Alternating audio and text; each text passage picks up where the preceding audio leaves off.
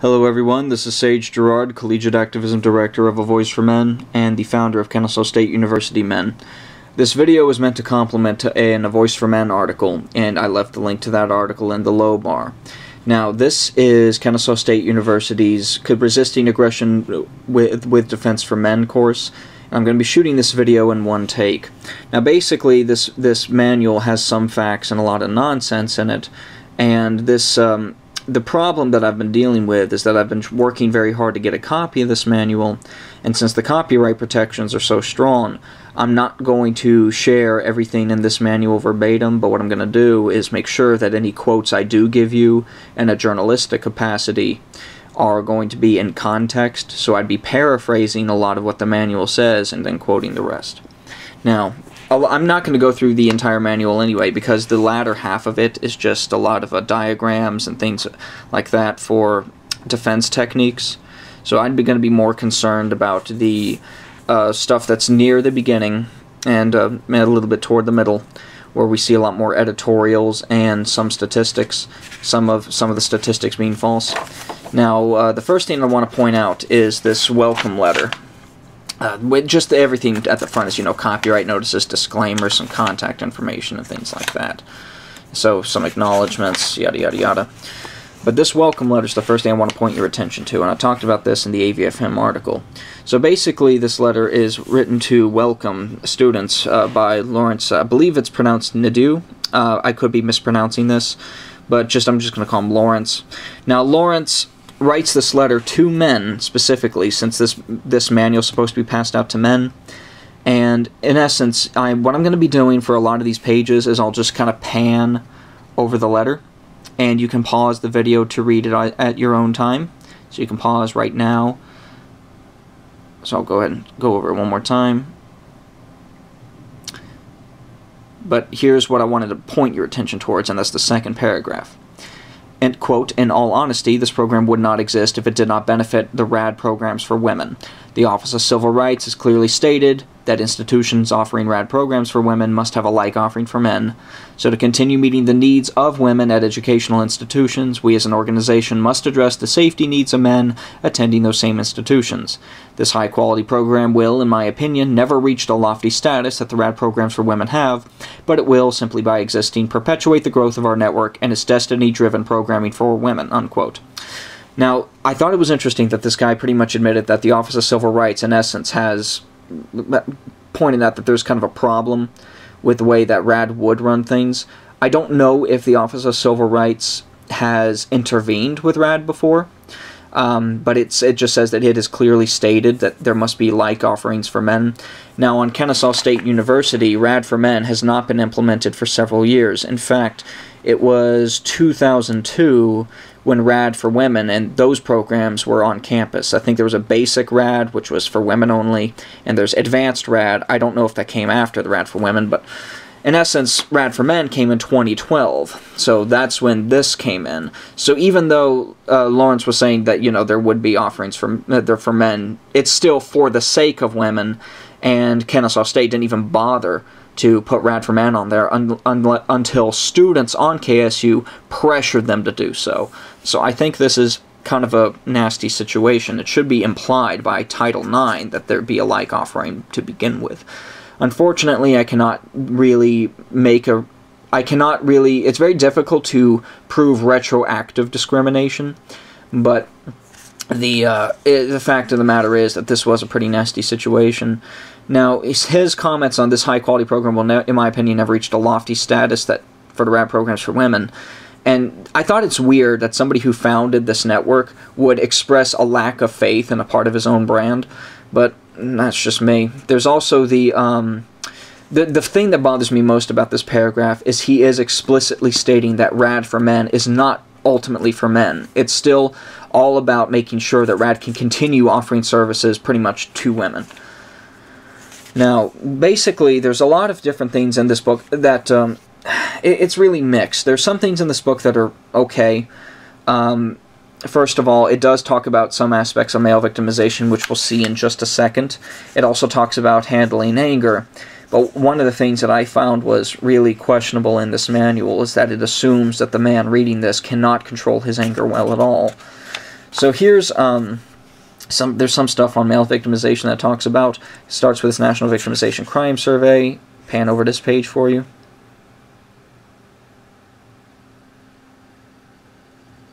Okay. Now, this page I do kind of like. There is a problem I have with it. Statistics on violence to problem. Let's pan over this.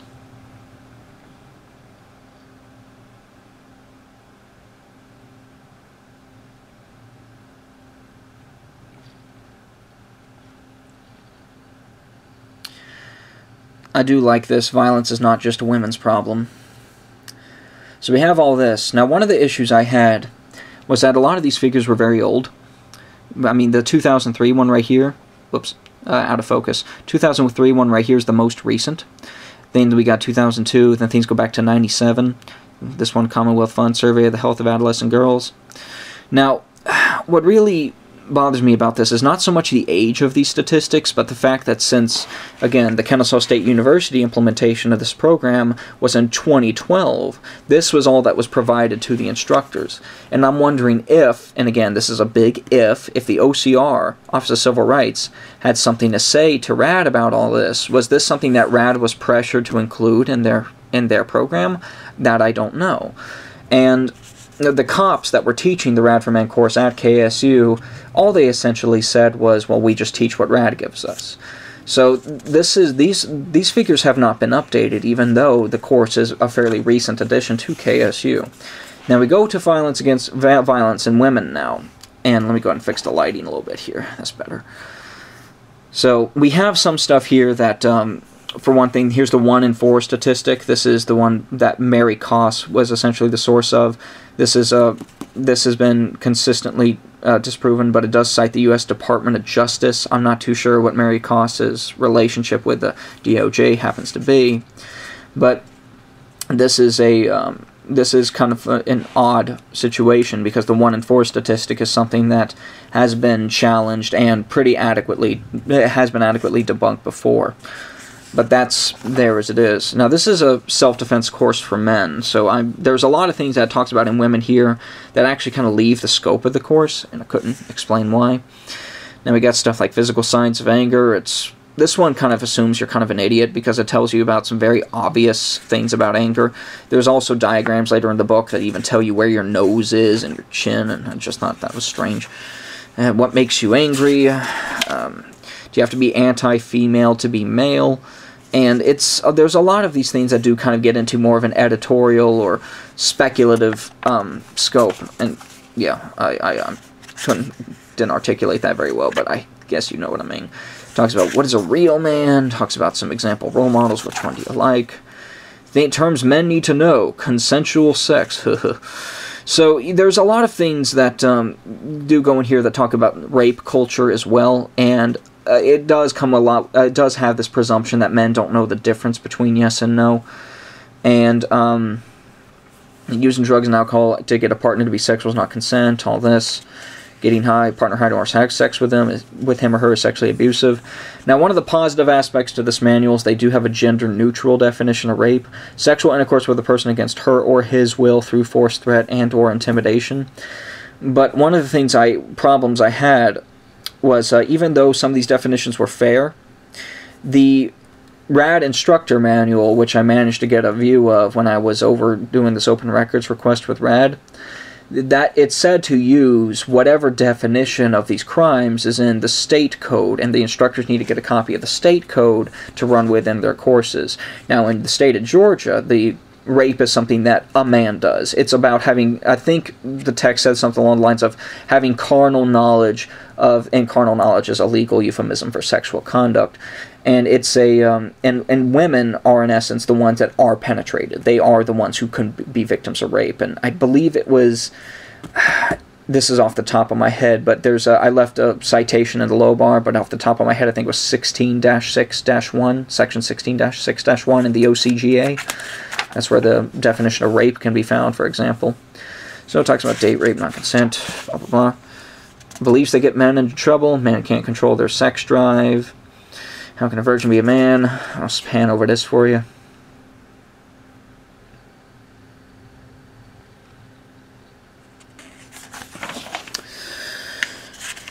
Talks a little bit about self-defense, and I will say, I'm gonna flip back here. Some of the content here does make reference to self-defense. It's and I like some of it because it does talk about there might be a temptation to get into a conflict because you really do feel like you have the right to do so, even if it's for defense, but it also talks about that it's okay to run away sometimes if that's necessary, and I don't really have an issue with that, but I do have an issue with the way they present some of this as if you, by default, couldn't control your emotions to begin with. The decision to resist. So, the self-defense stuff, I'm just not as worried about. And again, I can't pan over every page, unfortunately, because I don't want to risk having so much coverage of this content that I kind of leave the fair use realm. And so I'm just trying to make sure that you have as much context about what's in this manual as possible, so that any quotes I do point out are in context for you. So risk recognition reduction. Excuse me. So we got drapes and shades, outdoor lighting, so on and so forth. And some of this is sensible advice. What do you do when you think you're being followed? Public transportation. Now this is something that's repeated 2 times in the manual. These scenarios essentially give you situations where you would think about how you would react according to certain things that could happen to you that could make you angry. So, talks about the difference between productive and unproductive anger, learn how to express your anger when someone else is very angry. This is another thing I wanted to point out. Are you expressing qualities of a dangerous man? Now this is where we kind of get into more of the propaganda area. I'm going to pan over this page for you. Now some of these I think make sense, but I don't think they're just a quality of a dangerous man. They could be a quality of a dangerous person. But as you can see, some of these seem very opinionated.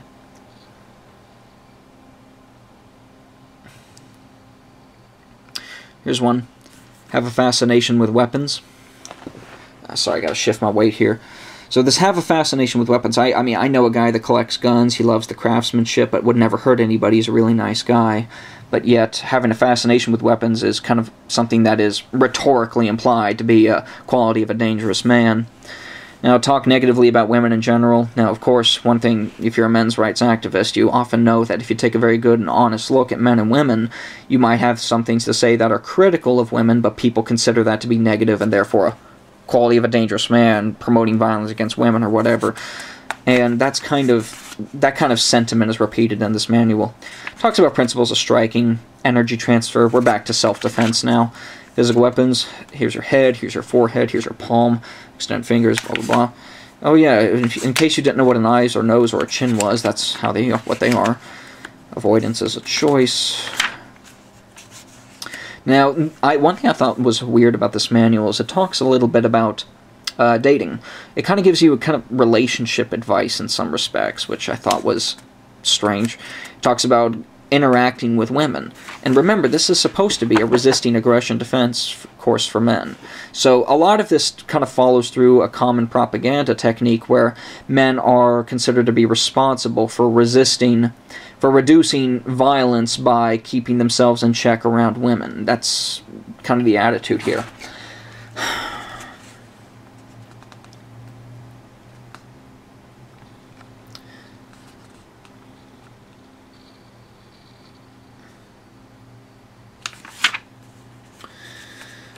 Pan over these for you.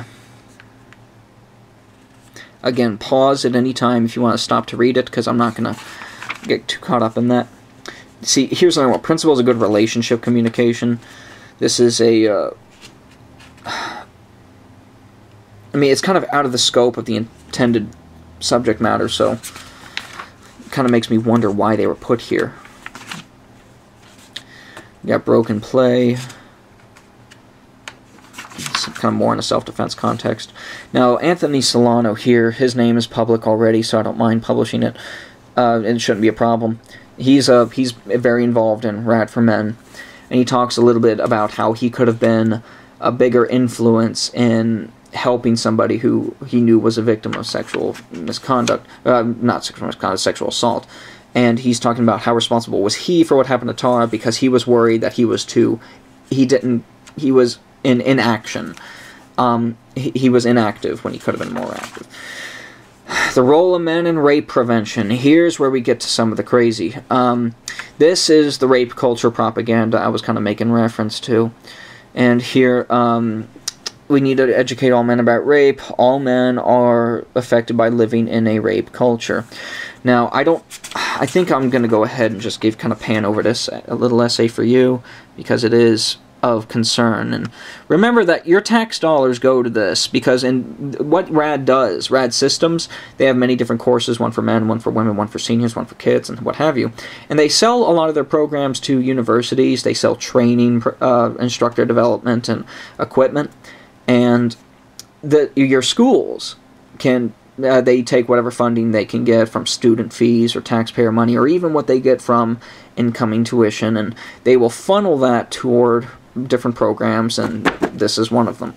So note that. So I'll go ahead and pan for this.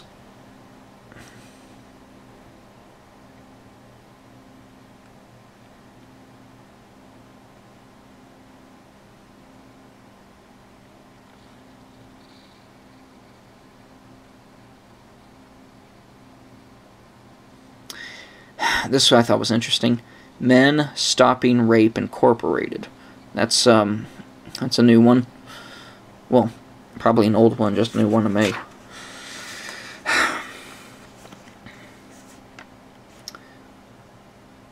Now, here's some other things right here.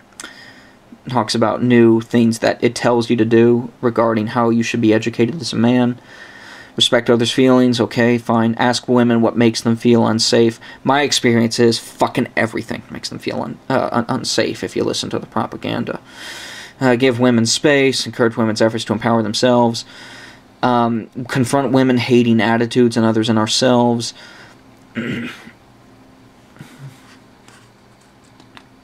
This I thought was strange.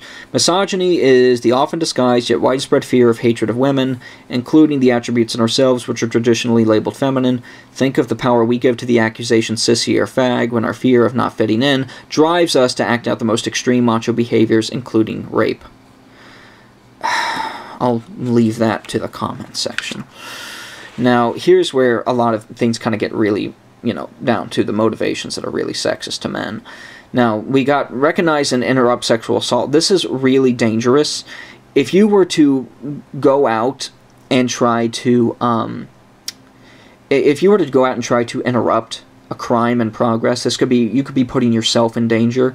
The victim might think you're in on it in a hysterical fit, and you might end up having charges pressed against you.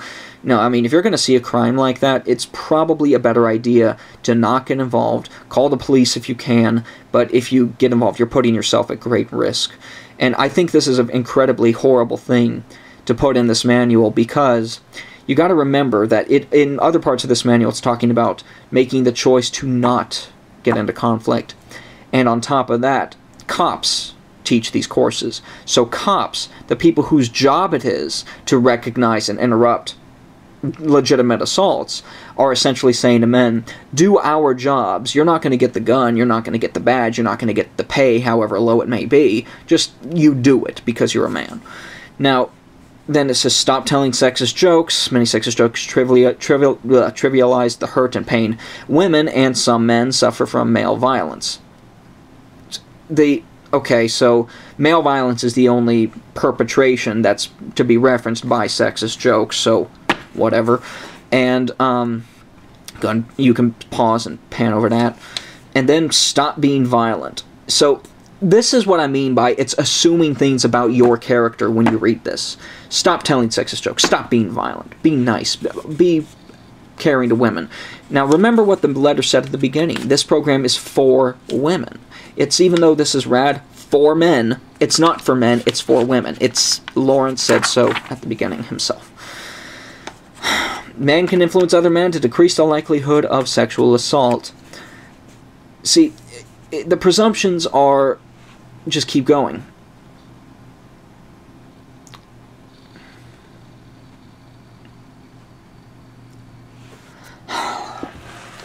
Sorry, folks, my blood's getting cut off to my legs here. I'm reading this on the floor of my room, in my bedroom. I got a light here, just been going over it like this. Why did no one say something? It talks about this X equals cheerleader pending lawsuit. I think that you can look at this information right here and Google whatever the story is. It just kind of continues. How do you respond? Who was that fox? Her name is Jane. She's not a fox, but a woman. Okay. So, it's really trying to put in a lot of this stuff. You know, I could just keep talking about it, but you can see it. There is an endorsement to the White Ribbon campaign in here. Talks about that male engineering student in Montreal, Canada. That massacre was the guy said feminists ruined my life, and this was spawned that White Ribbon campaign. And the White Ribbon campaign was founded by several people in Canada, and Michael Kimmel and Michael Kaufman, whose book I reviewed, The Guy's Guide to Feminism. They're major figures in it. And there's goals of the White Ribbon campaign, and they, all that stuff's published. So we got survivor child abuse. Talks about issues that could come from that. Now, here's where we start looking at the defense mechanisms, defense techniques. The communication stance was something that we looked at in the first day of class, and basically what they try to tell you to do is speak from your diaphragm and talk loudly so that you catch as much attention as possible from bystanders. And I thought this was strange because they actually tell you to they tell you to put one foot back, twist it to the right, hold your hands up, and say in a very strong projecting voice, I think it was, "Stop, there's been a misunderstanding, I'm leaving now." But they tell us to do it in such a way where it looks kind of funny. It could just be the way they do it, but the defensive stance is another one where you put your foot back and you do these kind of, like this, you do the extended fingers thing, and then you say, "Stop, I'm leaving now," and then you crab walk your way out of there. They teach you to walk so that you don't crisscross your legs. But that's kind of outside of the context of this. If I were to go all the way to the end, it talks a little bit more about self-defense, revisits the scenarios, and the self-defense things are referenced in this book, and good for that. But I think that should have been the only thing that should be referenced in this manual, because this was advertised as a defense course for men, basic physical defense for men. Now, the rape culture propaganda in here, some of the statistics, and the way that this was all handled, plus the admission of the founder himself that this is ultimately for women, all of it is I think speaks to a course that is just not interested in men, ultimately. And when I went to the RAD Systems course, we went for one meeting, and when I came the next time, we had 2 people show up, including myself, on the student side. There was another some member that came with me during the first meeting, but he didn't even want to come back because he was too angry with what he saw in this manual. And my plan right now, my plan going forward, rather, is to talk to the University System of Georgia's Board of Regents and encourage them to invest in alternatives for self-defense, because I don't think this is healthy. This is not written by healthy people. And I also left a link in the low bar toward financial statements that were provided to me from an open records request way back when, where you can see how much money was funneled into instructor development and things like that toward this program. I also left a link in the low bar toward some information that makes reference to Sergeant Trudy Vaughn. And Trudy Vaughn is the director, the Georgia director of RAD Systems, and she's also does police training on Kennesaw State. And she had a kind of a questionable behavior, and you can look at that story in the low bar, and I'm not too sure where her history is, since a lot of it was kept out of the public eye. But all of this kind of just spells out a program that really just stinks. Something's really fishy here, and there's a lot of risk. And I'm curious if the OCR really did intervene with RAD at one point, and if so, I would like to know if they'd be interested in opening that case again, because this does not look like a healthy thing at all. So I thank you for taking all the time to watch through this. I understand that I apologize I couldn't get into as much detail as I would have liked to do so, but since I now have a copy of this manual and I only quoted a subset of the material in the journalistic capacity, that and some commentary was provided.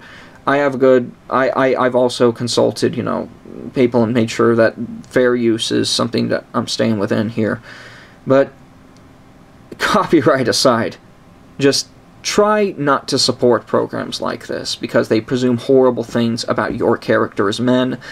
And to the women watching this video, also understand that this network is essentially set up by people who will presume your weakness and your need to have a man looking out for you at all times. So the sexism in this course is just very pervasive, and it's just not something that taxpayer dollars should be going toward. I encourage anybody that sees a RAD course in your area, and most likely you do have one since this is all over the United States and Canada, try to figure out a way to petition for its removal or to encourage a better defense program as an alternative. Thank you very much for watching. Sage Gerard out.